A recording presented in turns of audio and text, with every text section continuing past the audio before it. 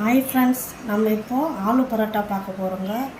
அதுக்கு தேவையான பொருட்கள்: உருளைக்கிழங்கு, வெங்காயம், சீரகம், பச்சை மிளகா, பூண்டு, இது 3 மிக்சியில் அரைச்சி போட்டுக்கணும். தேவையான உப்பு. இதில் மசாலா பொடி கரம் மசாலா, தனியா பொடி, கொஞ்சம் காரத்துக்காக மிளகாய் பொடி போட்டு நல்லா பிசைஞ்சிட்டு இது உருண்டை பிடிச்சி வைக்கணும். தனியாக மாவு நம்ம டைட்டாக பிணையணும். அப்போ தான் லூஸ் விடாது. இப்படி பிணைஞ்சிட்டு இப்போ ரோல் பண்ணிவிட்டு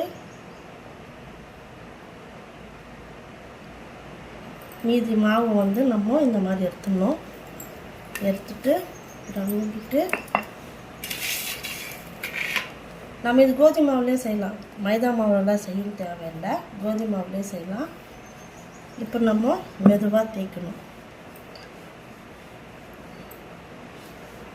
அதே மாதிரி இதில் ஓமம் போடணும் கொஞ்சமாக. எதுக்காக ஓமம் போடுறோம்னா ஜீரண சக்திக்காக ஓமம் போடணும்.